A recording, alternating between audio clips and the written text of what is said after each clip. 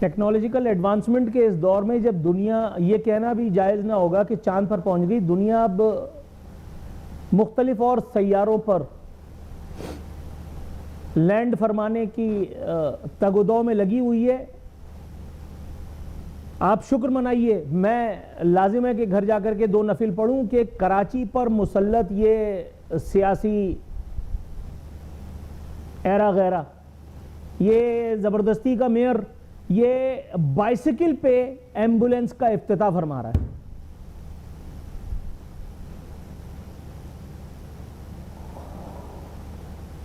वैसे तो शर्म बड़ी महंगी चीज़ है, इस तरह से आसानी से आती नहीं है, उसके लिए ख़ास माहौल, एक ख़ास किस्म की ब्रॉटअप, वो बहुत सारी चीज़ें चाहिए होती हैं। और नबी करीम सल्लल्लाहु अलैहि वसल्लम की हदीस फिर बताता हूँ, जब तुम हया न करो तो जो चाहे करो, फिर अपना नाम तुम अमिताभ बच्चन रखो, नूरुल आरफीन रख लो, मुर्तज़ा वहाब रख लो, कायदे तहरीक रख लो, कुछ भी रख लो। आप देखें कितनी इस्तक़लाल के साथ, इस्तक़लाल को वैसे बुरे लफ्ज़ों में ढिठाई कहते हैं, लेकिन मैंने इस्तक़लाल ही कहा है, कितने इस्तक़लाल के साथ माशाल्लाह वो सीना चौड़ा करके जो चल रहे हैं कि जैसे ऐसा लग रहा है कि ओहो क्या एहसान उन्होंने फरमाया है ये साइकिल वाली एम्बुलेंस का इफ्तिताह करके।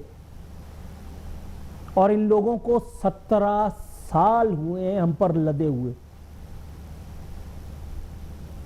बात और सख्त हो सकती है, लेकिन इनके करतब खत्म कहां होते हैं जनाब। एक और वीडियो जरा देखिए, उसमें मौसूफ क्या करते दिखाई दे रहे हैं।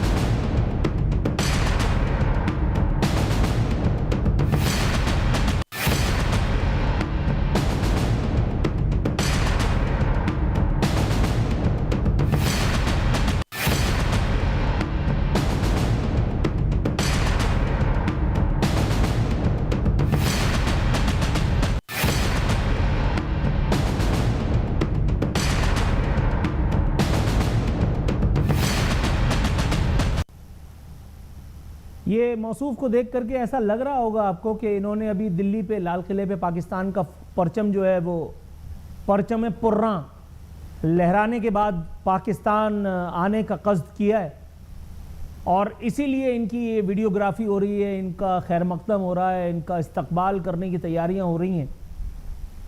उस सरजमीन पर जहां लोगों के पास खाने के वांदे हैं, वहां पर इतनी पुरतायुश जगह पर, इतनी पुरतायुश बिल्डिंग में पेट भरे ऐसे नुफूस के दरमियान पहुंच करके मौसूफ ने कितनी शान के साथ इस बाइक को पार्क किया है। और ऐसा लगता है कि इन्होंने हमें जिंदगी की तमाम आसाइशें, सहूलियात पहले से ही मुयस्सर कर दी हैं, इसलिए हम पर फर्ज है इनके लिए दादो तहसीन के डोंगरे बरसाना। बस ये वीडियो यूं ही मैंने चला दी थी, इसका आज के मौजू से किसी किस्म का कोई लेना देना नहीं है। बिजली हमारे पास अल्लाह का शुक्र है नहीं है, गैस अल्हम्दुलिल्लाह सुम्मा अल्हम्दुलिल्लाह उसके लिए हम मारे फिर रहे हैं। पेट्रोल इतना महंगा कर दिया है कि अता तारड़ साहब को अपनी इंटेलेक्चुअलता की जंबील में से एक नादिर शाही नुस्खा निकाल करके और हमें अता फरमाना पड़ा है कि अगर पेट्रोल महंगा है तो क्या हुआ, आप इलेक्ट्रिक गाड़ियां ले लीजिए। जैसे कि मैंने पिछले प्रोग्राम में कहा था, यही सब हरकतें मलका बरतानिया किया करती थी कि अगर रोटी नहीं है तो क्या हुआ, केक खा लो। तो अता ताला भी बिल्कुल ठीक कर रहे हैं। बैरूनी सरमायाकारी के नाम की कोई चीज़ यहाँ इस एक धरती पर मौजूद नहीं है, लेकिन मुल्क अल्लाह का शुक्र सुम्मा अल्हम्दुलिल्लाह तरक्की कर रहा है। अल्लाह का बड़ा एहसान है सुम्मा अल्हम्दुलिल्लाह। हर रोज़ अब आवाम को जिच करने के लिए, उनको खिजालत में मुब्तला करने के लिए, उनको उनकी औकात, इन्वर्टेड कॉमास में कह रहा हूँ, इसे औकात ही समझिएगा, आवाम को उनकी औकात बताने के लिए रोज़ाना ये फैसला किया गया है कि खलीज के जंग के बहाने आवाम को पेट्रोलियम मसनूआत की कीमतों में उतार ज़्यादातर, और यानी उतार के बाद क्या होता है यार पता नहीं, जो भी होता है उसमें कभी कभी कमी का तोहफा जो है वो दिया जाएगा, कभी कभी ज़्यादातर फ्रीज भी कर दिया जाएगा।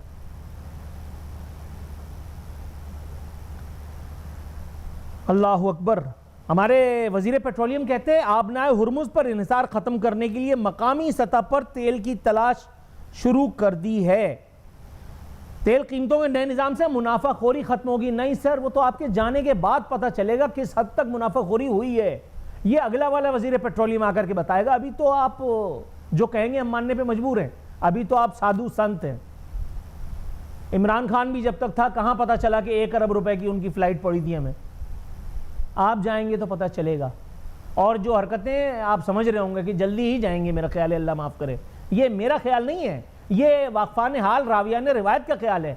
परसों मेरे प्रोग्राम में एक मौसूफ पाकिस्तान मुस्लिम लीग नवाज़ की तरफ से शामिल हुए, और जो कुछ उन्होंने कहा मेरी समझ में नहीं आ रहा था कि मैं उछल करके इस टेबल पे बैठ जाऊं या माइक उतार करके भाग जाऊं। मैं जो सवाल कर रहा था वो उसका इतना ताबड़ तोड़ और अपनी हुकूमत और अपने वज़ीर आज़म के खिलाफ जवाब दे रहे थे। वो कह रहे थे कि हमारे लोग अपनी जेबें भर रहे हैं। मुल्क के हालात उससे ज़्यादा ख़राब है जितना आप बता नहीं रहे। गज़ब खुदा का, ये मैंने नहीं कहा भाई, प्रोग्राम चेक कर लीजिए। और अब इस सूरत हाल में हमारे प्यारे, उन्होंने कमाई का एक नया तरीका ढूंढा, लेवी। पहले पेट्रोलियम डेवलपमेंट लेवी थी, फिर कार्बन सपोर्ट लेवी हुई, फिर उसके बाद कोई और चीज़ आ जाएगी। एक मौसूफ है, वो किसी ज़माने में बड़े ज़बरदस्त किस्म के एंकर अपने आप को बाकायदा मदद के ज़रिए से साबित कर बैठे थे। वो, उनको मैंने सुना, वो बता रहे थे कि पेट्रोल पंप ओनर्स एसोसिएशन ने हुकूमती पॉलिसी मुस्तरद कर दी है। जाहिर सी बात है इससे ज़ख़ीरा अंदोज़ी नहीं हो सकेगी। अब आप समझ लीजिए कि ये सब ऐसे तो नहीं बोला जा रहा। कहते हैं रोज़ाना 2-4 रुपए ऊपर नीचे होंगे, इससे ज़ख़ीरा अंदोज़ी का फ़ायदा ही नहीं। जो मुखालफत कर रहे हैं उनको बता दूं, अमेरिका यूरोप में एक दिन में 5-5, 10-10 बार कीमतें बदलती हैं।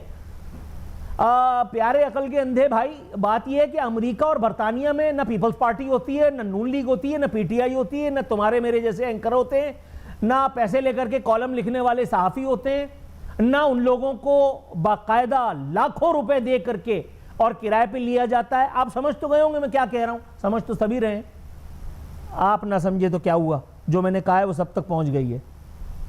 इस एक अफरा तफरी में न जाने क्यों दिल पिशौरी का एक सीजन फिर शुरू हुआ है। पीपल्स पार्टी और नून लीग एक दूसरे से नूरा कुश्ती उन्होंने फिर शुरू कर दिया। जैसे गिलगित बल्तिस्तान के इलेक्शन में जाकर के दोनों को पता चला था कि अबे ये तो इतना बड़ा चोर है, अबे ये तो इतना बड़ा डाकू है, और उसके बाद बाहम शीरो शकर होकर के और जय और वीरू की दोस्ती पनप रही थी फिल्म शोले की तरह।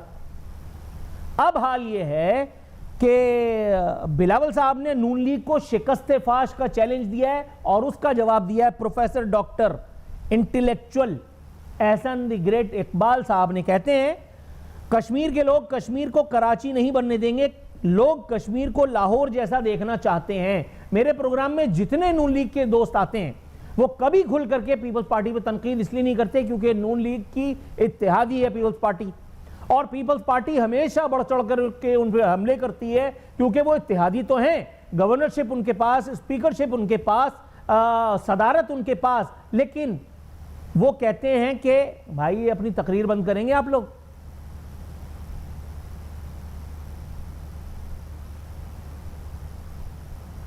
वो ये कहते हैं कि हम इत्तेहादी नहीं हैं। एहसन इकबाल साहब फरमाते हैं बिलावल भुट्टो को मुखातिब करते हुए उन्होंने कहा कि बिलावल साहब, कश्मीरी आपकी और हमारी जमात की कारकर्दगी जानते हैं, लोग जानते हैं किसके दौर में हुकूमत में करप्शन के बाजार गर्म होते हैं। सर, ये तो आपके अपने वजीर आजम और आपकी हुकूमत के खिलाफ FIR कटवाई है आपने। अगर करप्शन के बाजार गर्म किए हुए हैं पीपल्स पार्टी ने सिंध में, तो फिर आप करप्ट लोगों के साथ इत्तेहाद बना करके और इख्तिदार के झूला क्यों झूल रहे हैं? आपको तो बेरोजगार होना चाहिए, या इनको होना चाहिए, या दोनों को होना चाहिए। किसी ऐसे को होना चाहिए कि जो करप्ट ना हो। आपकी डेफिनेशन की रोशनी में मुझे नहीं पता कि पीपल्स पार्टी करप्ट है या नहीं, मैं तो आप ही की बात कर रहा हूं। और ये पहली मर्तबा नहीं है जब आप इनको साथ मिला करके और वारदात फरमा रहे हैं।